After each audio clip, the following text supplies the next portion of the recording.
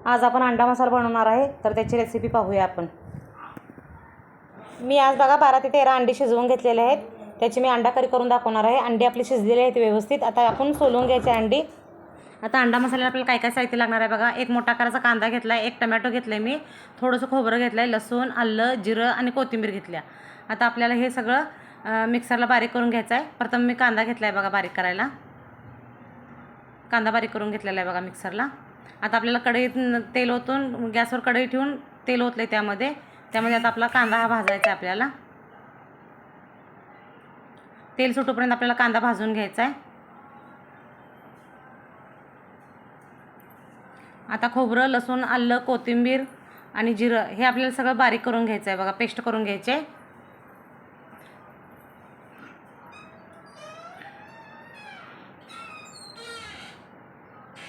कोथिंबीर पण त्यातच टाकायचे। आपला इकडे कांदा आता तांबूस रंगावर भाजायला आलेला आहे। थोडंसं पाणी घातले वाटण्यासाठी मी। एकदम वाटण आपलं बारीक झालेलं आहे बघा। आता आपला कांदा भाजलेला आहे। आता त्यामध्ये आपलं खोबरं, लसूण, कोथिंबीर हे बारीक केलेलं टाकायचं आहे।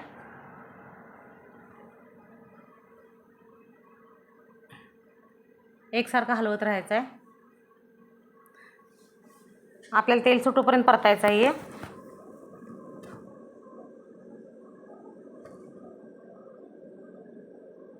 आता यामध्ये आपल्याला अंडा मसाल्यासाठी आपल्याला आता आपल्याला यामध्ये टोमॅटोची पेस्ट पण घालायची आहे बघा। एक टोमॅटो मी बारीक करून घातलेला आहे। आणि यामध्ये आपल्याला अंडा करी मसाला आणि आरेचा गरम मसाला पण वापरायचा आहे। आपला मसाला चांगला भाजलेला आहे बघा। आता आरेचा गरम मसाला मी घातलेला आहे, अंडा करी मसाला पण घातलेला आहे मी। चवीनुसार आपल्याला लाल तिखट पण आता यामध्ये वापरायचं आहे। आपला मसाला आता चांगला भाजलेला आहे।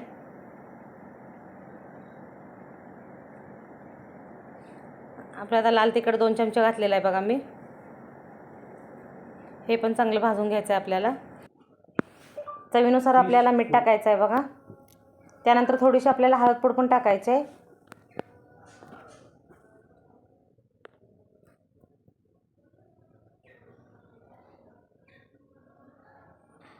आता बघा आपल्याला अंड्याला असा चिरा पाडून घ्यायचा आहे त्या व्यवस्थित, कारण त्यामध्ये मीठ आणि चटणी जाण्यासाठी आपल्याला असे काप करून घ्यायचे आहे ती। आणि मसाला एकदम आपल्याला सारखा हलवत राहायचा आहे। आता बघा या मसाल्यामध्ये आपल्याला ही अंडी टाकून घ्यायची आहेत। अंडी टाकून हलवायचा आहे आता मसाला आपल्याला। आणि थोडंसं पाणी ओतायचं, जास्त पाणी काय वापरायचं नाही, फक्त अंडे आणि मसाला शिजण्यासाठी पाणी वापरायचं आपल्याला। 1 वाटीभर होईल एवढं पाणी वापरायचं आहे। आणि 1 मंद आचेवर 5 मिनिटं आपल्याला हे शिजू द्यायचं आहे। आणि वरून आपल्याला शिजल्यानंतर थोडीशी कोथिंबीर टाकायची।